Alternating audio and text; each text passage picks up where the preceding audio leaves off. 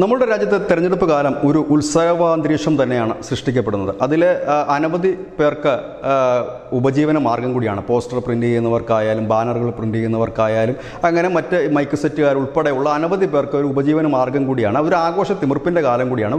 ഒരു ഉത്സവ അന്തരീക്ഷം തന്നെയാണ് നമ്മുടെ രാജ്യത്തെ തെരഞ്ഞെടുപ്പ്. അതുകൊണ്ട് തന്നെ വീറും വാശിയും നിറഞ്ഞ ഈ തെരഞ്ഞെടുപ്പിൽ വാതുവെപ്പുകൾ നടക്കാറുണ്ട്. ഒപ്പം തന്നെ മറ്റ് രീതിയിലുള്ള വെല്ലുവിളികൾ നടക്കാറുണ്ട്. കാരണം ഇന്ത്യൻ ജനത ഇതിനൊരു സ്പോർട്സ്മാൻ സ്പിരിറ്റിലാണ് എടുക്കുന്നത്. അത് നമ്മൾ കണ്ടതാണ്. 2014 നരേന്ദ്രമോദി വരില്ല എന്ന് പറഞ്ഞവരുണ്ട്. നരേന്ദ്രമോദി വന്നാൽ തലമൊട്ടയടിക്കുമെന്നും മീശ വടിക്കുമെന്നും പറഞ്ഞവരുണ്ട്.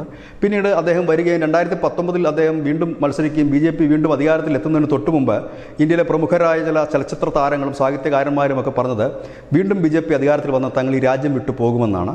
അതിനിടയിൽ ചിലരൊക്കെ അവർക്ക് കിട്ടിയ അവാർഡുകൾ തിരിച്ചു കൊടുത്തു. ഈ തിരിച്ചു കൊടുത്ത അവാർഡുകൾ ശില്പം മാത്രമാണ് തിരിച്ചു കൊടുത്തത്. വാങ്ങിയ പൈസ തിരിച്ചു കൊടുത്തിട്ടില്ല എന്ന് കേന്ദ്ര സർക്കാർ അറിയിച്ചു. അതായത് പൈസ വാങ്ങി പോക്കറ്റിലിട്ടു, പക്ഷേ ശില്പമില്ല. പക്ഷേ കൊടുത്തത് അബദ്ധമായി പോയെന്ന് ഇപ്പോൾ പല സാഹിത്യകാരന്മാരും കരുതുന്നുണ്ടാകും. കാരണം മോദി അത് വാങ്ങി പെട്ടിയിൽ വെച്ചിരിക്കുകയാണ്.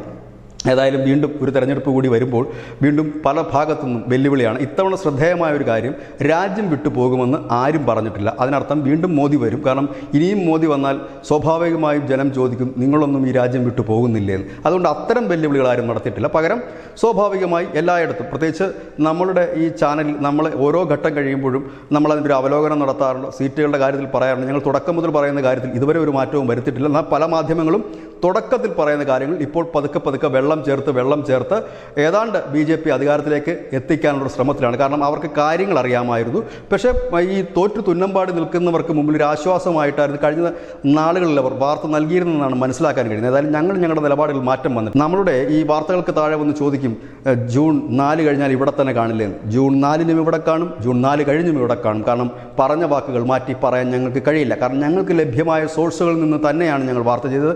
ഞങ്ങൾക്കതിൽ ഉറച്ച വിശ്വാസമുണ്ട്. ഇപ്പോൾ 6 ഘട്ടമാണ് തെരഞ്ഞെടുപ്പ് കഴിഞ്ഞിരിക്കുന്നത്. 7ാം ഘട്ടത്തിലേക്ക് പോയിട്ടില്ല. 39 സീറ്റുകളിലേക്ക് 7ാം ഘട്ടം ജൂൺ 1-നാണ് തെരഞ്ഞെടുപ്പ് നടക്കുന്നത്.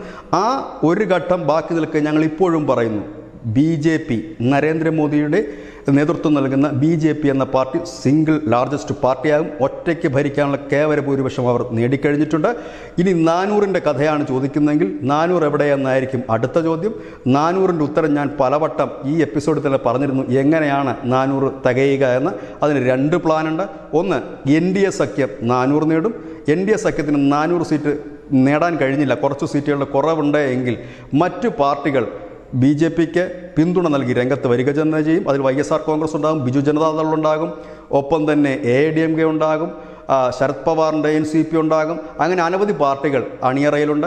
സ്വാഭാവികമായി ഇവരൊക്കെ ആയിട്ട് BJPക്ക് നേരത്തെ മുതലുള്ള ബന്ധമാണ്. ഒരു ശത്രുതയിലേക്ക് പോയിട്ടില്ല. അങ്ങനെ ഉള്ള ഒരു ഏതായാലും നരേന്ദ്രമോദി അധികാരത്തിൽ സെൻട്രൽ കയറുമ്പോൾ അത് 400 സീറ്റും തികച്ചായിരിക്കുമെന്ന് ഞങ്ങൾ തുടക്കം മുതൽ പറയുന്നു, ഇപ്പോഴും പറയുന്നു. അത് ജൂൺ 4-ന് വ്യക്തമായി കഴിഞ്ഞും ഞങ്ങളത് തന്നെ പറയുക തന്നെ ചെയ്യും. അതല്ലാതെ ഞങ്ങൾ ഈ ആളുകൾക്ക് ഒരു പ്രത്യാശ കൊടുക്കുകയല്ല ചെയ്യുന്നത്. ഞങ്ങൾ ഇതുവരെ നടത്തിയ അവലോകനങ്ങളെല്ലാം തന്നെ കൃത്യമായ കണക്കുകളോടാണ് പറഞ്ഞത്. ഈ കണക്കുകൾക്ക് ഒരുപക്ഷെ ചെറിയ വേരിയേഷൻസ് ഉണ്ടാകാം. കാരണം BJPക്ക് സീറ്റ് കുറയുന്ന സംസ്ഥാനങ്ങൾ കൃത്യമായി തന്നെ ഞങ്ങൾ പറഞ്ഞിട്ടുണ്ട്, കൂടുന്ന സംസ്ഥാനങ്ങൾ ഞങ്ങൾ പറഞ്ഞിട്ടുണ്ട്. ആ കൂടുന്നതില്ലാത്ത സംഖ്യകൾ 1 or 2 ചിലപ്പോൾ വ്യത്യാസം വരാം, ഇല്ല കുറയുന്നതിൽ ചില വ്യത്യാസങ്ങൾ വരാം. അതല്ലാതെ മറ്റുള്ളവർ പറയുന്നത് പോലെ ഒരു വലിയ രീതിയിൽ BJP തകരില്ല. BJPക്ക് ഒറ്റയ്ക്ക് ഭരിക്കാനുള്ള ഭൂരിപക്ഷം കിട്ടാതിരിക്കില്ല. NDA 400 തികയാതിരിക്കില്ല. ഏതായാലും NDA എന്ന് ഞാൻ ഇപ്പോഴും പറയുന്നില്ല. ഒരുപക്ഷെ NDA 400 സീറ്റ് തികയ്ക്കും. അതല്ല എങ്കിൽ നരേന്ദ്രമോദി അധികാരത്തിലേറുന്ന പ്രധാനമന്ത്രി പദത്തിലേക്ക് കയറുന്ന 400 സീറ്റും കൊണ്ട് തന്നെയായിരിക്കും. 2014 പ്രധാനമന്ത്രി നരേന്ദ്രമോദി അധികാരത്തിലേറിയത് 400 സീറ്റുമായി തന്നെയായിരുന്നു. അന്ന് AIDMKയുടെ 35 MPമാരടക്കം. AIDMK അന്ന് NDAയുടെ സഖ്യകക്ഷിയല്ല, പുറമേ നിന്നുള്ള പിന്തുണയുടെ കൂടിയായിരുന്നു.